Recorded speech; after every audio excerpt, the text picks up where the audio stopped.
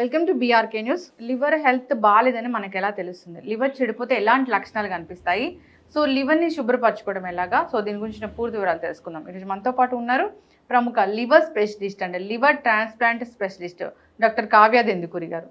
Doctor గారు నమస్తే. నమస్తే అండి. జనరల్గా మేము ఏం చెప్తామంటే టిప్స్లో లివర్ శుభ్రం చేసుకోండి, డీటాక్స్ చేసుకోండి ఇలా చెప్తూ ఉంటాం. అవును అవును, చాలా వింటున్నాను నేను ఈ మధ్య రీల్స్. అసలు అవి లేదండి, ఏవి పనిచేయవు. ఒకటి మంచి డీటాక్స్ లివర్ కంటే ఏంటంటే మనం డీటెయిల్ గా తర్వాత మాట్లాడుకోవచ్చు, ఫాస్టింగ్. సో ఇంటర్మిటెంట్ ఫాస్టింగ్ మీరు వినే ఉంటారు. సో లివర్కి మంచి అంటే లివర్ చేసే పని నుంచి లివర్కి కొంచెం రెస్ట్ ఇవ్వటం అనమాట. సో మీరు ఫాస్టింగ్ స్టేజ్లో ఉన్నారనుకోండి, దాని అంతది అదే యాక్చువల్లీ లివర్ ఫంక్షనే డీటాక్సిఫికేషన్. మనం కొత్తగా బయట నుంచి ఏం చేయక్కర్ల దాని గురించి. One of the major functions లివర్ది ఏదైతే చెడు ఉందో, అంటే ఏదైతే బాడీకి అవసరం లేదో దానంతట అదే డీటాక్సిఫై చేసి బయటికి పంపించేస్తుంది. మనం బయట నుంచి ఏం కొత్తగా ఇచ్చి చేయమని చెప్పక్కర్లేదు. అసలు లివర్ హెల్త్ అనేది ఎందుకు పాడవుతుంది? లివర్ ఎందుకు చెడిపోతుంది? సో ఇది చాలా వాస్ట్ అండి. ఇది ఆల్కహాల్ అని మనం చాలా మంది మోస్ట్ కామన్ గా వింటాము. ఒకటి ఆల్కహాల్ అనేది, ఇంకోటి నాన్ ఆల్కహాలిక్ రీజన్స్ కూడా చాలా ఉన్నాయి. మనకి ఇంకోటి తెలియాల్సింది ఏంటంటే, నాన్ ఆల్కహాలిక్ అని అన్నాం కదా, అంటే ఏంటి? ఫస్ట్ మనకి చిన్నపిల్లల్లో కూడా వస్తుంది. అంటే ఏంటి? వాళ్ళు ఆల్కహాల్ తీసుకోరు కదా. పుట్టిన బేబీస్లో కూడా లివర్ ప్రాబ్లం ఉండొచ్చు. వాళ్ళలో ఉన్న లివర్ సరిగ్గా డెవలప్ అవ్వకపోవటం కానివ్వండి, బైల్ డక్ట్స్ కొన్ని సరిగ్గా డెవలప్ అవ్వలేదు, లేదా వైరసెస్, చిన్న చిన్న వైరసెస్. మోస్ట్ కామన్గా మనకు తెలిసిన virus hepatitis A, hepatitis E, hepatitis B, C అనేవి, అలాంటివి వేరే వైరసెస్ కూడా ఉంటాయి. ఇవే కాకుండా లివర్లో క్యాన్సర్ ఏమన్నా ఉందా, లేదా లివర్లో ఫ్యాటీ లివర్. మనం ఈ మధ్య చాలా ఎగ్జాక్ట్లీ ఈ మధ్య చాలా కామన్గా చూసేది ఫ్యాటీ లివర్. ఒకప్పుడు ఈ లివర్ డిసీజ్కి పేరే లేదు, క్రిప్టోజెనిక్ అని చెప్పుకునేవాళ్ళం. ఇప్పుడు ఫ్యాటీ లివర్ ద్వారా పెరిగే లివర్ ప్రాబ్లం అంటే ఫస్ట్ లివర్ ఫ్యాటీ లివర్ స్టేజ్కి వెళ్తుంది. ఆ స్టేజ్లో కూడా మనం ఏం చేయకపోతే ఫైబ్రోసిస్కి వెళ్తుంది.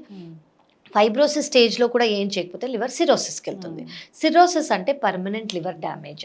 సో ఇది మనకి alcohol, non alcohol, viruses, uncontrolled sugar కానివ్వండి, ఒబెసిటీ కానివ్వండి, బరువు అనేది ఎక్కువ ఉంటే, కొలెస్ట్రాల్ కానివ్వండి, అలా చాలా రీజన్స్ అనేవి ఉంటాయన్నమాట. సో మెటబాలిక్ సిండ్రోమ్ అని అంటాం. అంటే కొంతమందికి హార్ట్ ప్రాబ్లం ఉండి, బీపీ ఉండి, కొలెస్ట్రాల్ ఉండి, థైరాయిడ్ సరిగా కంట్రోల్ లేదు, షుగర్స్ కంట్రోల్ లేవు, బరువు అనేది ఎక్కువ ఉన్న వీళ్ళలో కూడా వచ్చే అవకాశం ఉంటుంది.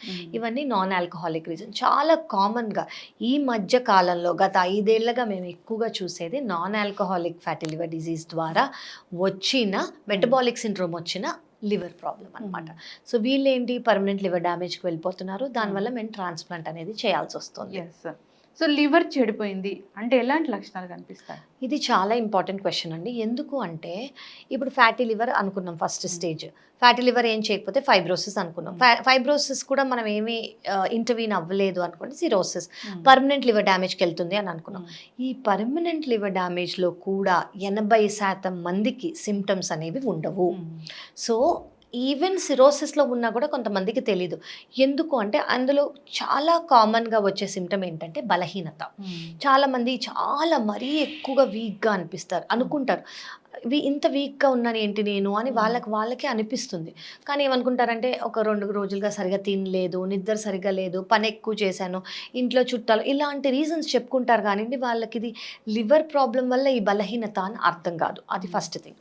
సెకండ్ థింగ్ ఏంటంటే మజిల్ లాస్ అనేది కనిపిస్తుంది. జనరలీ మజిల్, ఎందుకంటే ప్రోటీన్ అనేది మజిల్స్లో ఉండదు. అంటే ఎవరైనా షర్ట్ వేసుకున్నారంటే మగవాళ్ళు ఇదంతా లూజ్ అయిపోవటం, ఆడవాళ్ళకి బ్లౌజ్ లూజ్ అయిపోవటం, అలా వాళ్ళకి మజిల్ లాస్ అనేది ఉంటుంది. థర్డ్ థింగ్, అదే ఫెయిల్యూర్లో ఉన్నారనుకోండి, మనకి మోస్ట్ కామన్గా కనిపించేది జాండిస్. కళ్ళ పచ్చగా ఉండటం కానివ్వండి, యూరిన్ అనేది చాలా హై కలర్లో వెళ్తోంది అని అంటారు, ఆకలి లేకపోవటం. అదే అక్యూట్, ఇది కూడా చాలా అక్యూట్, అంటే జాండిస్ వచ్చింది, అక్యూట్ వైరల్ హెపటైటిస్ వచ్చింది, లేదా అక్యూట్ స్టేజ్లో వచ్చింది అనుకోండి, వాళ్ళకి ఫ్లూ లైక్ సిమ్టమ్స్ అని అంటాం అనమాట. జాండిస్ ఉండటం, ఆకలి లేకపోవటము, ప్లస్ వాళ్ళకి చాలా బలహీనత, ప్లస్ ఫీవర్, చిల్స్, ఇవి ఉంటాయి. అదే క్రానిక్ లివర్ డిసీజ్ అనుకోండి, లివర్ అనేది ఫెయిల్ అయిపోయింది అనుకోండి, పొట్టలో నీరు చేరుకోవటం, కాళ్ళల్లో నీరు చేరుకోవటం, కొంతమందికి బ్లడ్ వామిటింగ్ వామిటింగ్ లేదా బ్లాక్ కలర్ మోషన్, యూరిన్ అనేది ఎఫెక్ట్ అవుతుంది, కిడ్నీ అనేది లివర్ ప్రాబ్లం వల్ల ఎఫెక్ట్ అవుతుంది కాబట్టి యూరిన్ తగ్గిపోవటం, కొంతమందికి ఎన్కెఫ్లోపతి అంటే చిన్న చిన్న విషయాలు మర్చిపోవటం, నైట్లో నిద్ర తక్కువ, పొద్దున ఎక్కువ, ఎక్కడున్నాను సడన్గా ఎక్కడున్నాను వాళ్ళకి గుర్తురాదు, లేదా నిన్న నైట్ ఏం చేశాను, నిన్న నైట్ ఏం తిన్నాను గుర్తురాదు, ఇలాగా. అండ్ మనకి చాలా ఇంపార్టెంట్గా తెలియాల్సింది ఏంటంటే సిరోసిస్ అనేది ఉందంటే అందరూ ఆ సిరోసిస్ ఉంది ఇప్పటికి బాగానే ఉంది అని చాలా మంది దాన్ని వదిలేస్తారు. కానీ ఒక్కసారి సిరోసిస్ వచ్చిందంటే 10% మందికి అందులో లివర్లో క్యాన్సర్ వచ్చే అవకాశం ఉంటుంది. సో ప్రతి 6 నెలలకి మీరు హెపటాలజిస్ట్ చూసి blood test, C T scan, endoscopy స్టేజ్ని బట్టి చేసుకోవటం life long is very very important. ఎందుకు 6 నెలలకు ఒకసారి చేసుకోవాలి అంటే, ఫర్ ఎగ్జాంపుల్ క్యాన్సరే ఉందనుకోండి, 6 నెలలకు ఒకసారి చేస్తే ఏమవుతుందంటే మనం అర్లీ స్టేజ్లో డిటెక్ట్ చేస్తాం దాన్ని అర్లీ స్టేజ్లో డిటెక్ట్ చేస్తే దానికి ఫుల్ ట్రీట్మెంట్ ఇస్తాం. అదే ఈ రోజు సిరోసిస్ డిటెక్ట్ అయింది, వాళ్ళు 3 ఏళ్ల తర్వాత వచ్చారనుకోండి, మధ్యలో ఎప్పుడైనా ట్యూమర్ వచ్చింది అనుకోండి, అది లివర్లోనే ఉంటే మనకు 100% ట్రీట్మెంట్ లివర్ ట్రాన్స్ప్లాంటో లేదా ఆ భాగమో తీసేసి మనం సర్జరీ చేయొచ్చు. కానీ లివర్ బయటికి స్ప్రెడ్ అయింది అనుకోండి, మనం ఫుల్ ట్రీట్మెంట్ ఇవ్వలేము. సో బేసికలీ సిమ్టమ్స్ ఏంటంటే 80% మందికి ఉండదు, కానీ కొంతమందికి బలహీనత, వెయిట్ లాస్, ఆకలి లేకపోవటం, జాండిస్, మరీ ఫెయిల్యూర్ అయితే ఆ సిమ్టమ్స్ అనేవి ఉంటాయి. అసలు అంటే ఇప్పుడు ఒక ఏజ్ దాటింది, వాళ్ళు మీరు చెప్పిన ఆ 3 టెస్టులు చేయించుకోవాలంటే ఏ ఏజ్ దాటాక చేయించుకోవాలి? నేను ఏమంటానంటే వితౌట్ ఏజ్ అండి, ఎందుకంటే ఇప్పుడు మనకి ఫ్యాటీ లివర్ అనేది ఈ ఏజ్కే రావట్లేదు, మన లైఫ్ స్టైల్ ప్రాబ్లం అయిపోయింది. అది ఇంట్లో కూర్చుని వర్క్ ఫ్రమ్ హోమ్ కానివ్వండి, డైట్ అనేది చాలా ఈజీగా 1 క్లిక్లో దొరుకుతుంది కావచ్చు, మన లైఫ్ స్టైల్ అది ఆల్కహాల్ కానివ్వండి, పబ్బింగ్ కల్చర్ కానివ్వండి, నైట్ లైఫ్ కానివ్వండి, ఇవన్నీ చాలా ఎక్కువ అయిపోయాయి.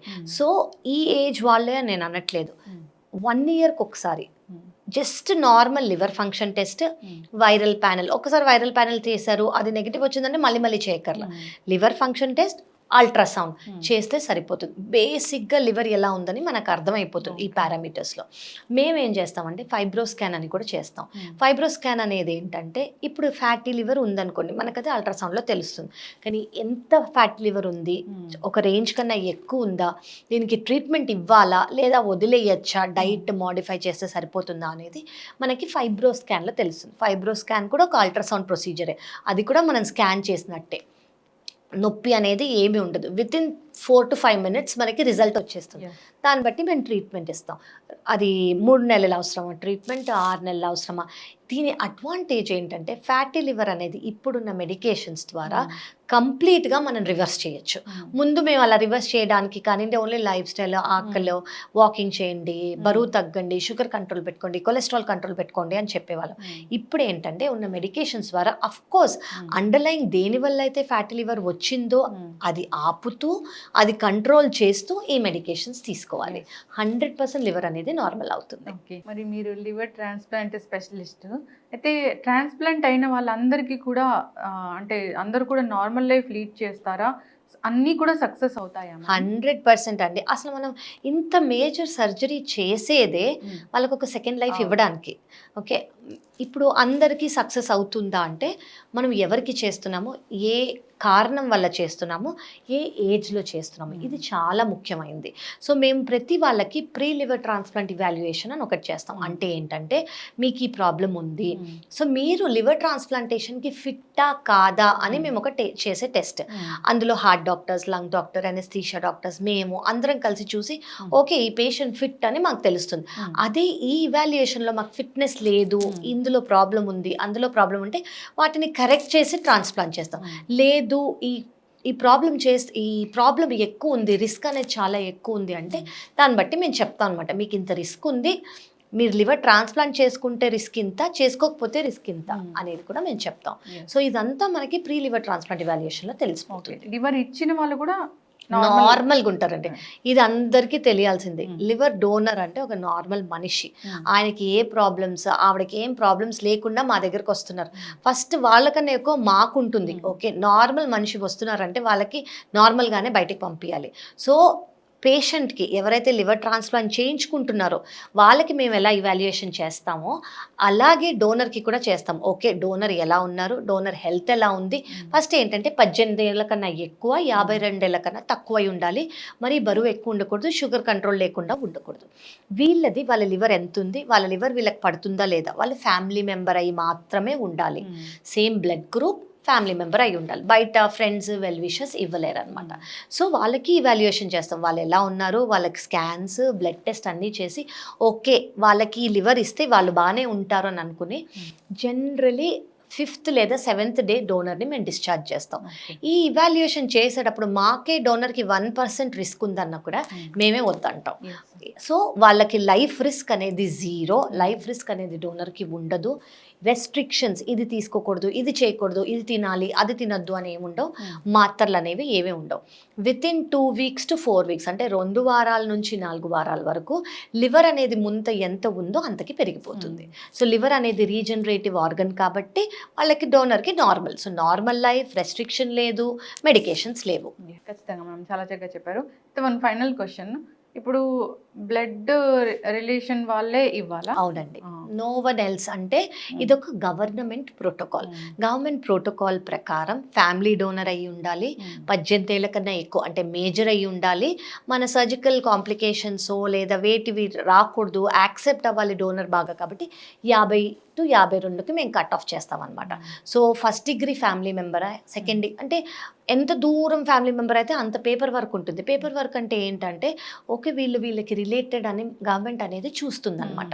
ఓకే రిలేటెడ్ పర్సనే ఇస్తున్నారు అని తెలియడానికి మనకి family member same blood group అయ్యి ఉండాలని. చాలా చక్కగా చెప్పారు. చక్కటి ఇన్ఫర్మేషన్ మ్యామ్ లివర్ గురించి. లివర్ ఎందుకు చెడిపోతుంది, చెడిపోయిందని ఎలా తెలుస్తుంది, లక్షణాలు ఎలా ఉంటాయి, లివర్ టెస్టులు ఎప్పుడు చేయించుకోవాలి, వచ్చిన అడ్వాన్స్ ట్రీట్మెంట్స్ ఏంటి, లివర్ ట్రాన్స్ప్లాంట్ గురించి ఇంకా ఎవరికైనా డౌట్ ఉంది అంటే ఒకసారి కాంటాక్ట్ చేయాలని కోరుకుందామండి. చాలా చక్కటి information. Thank you so much.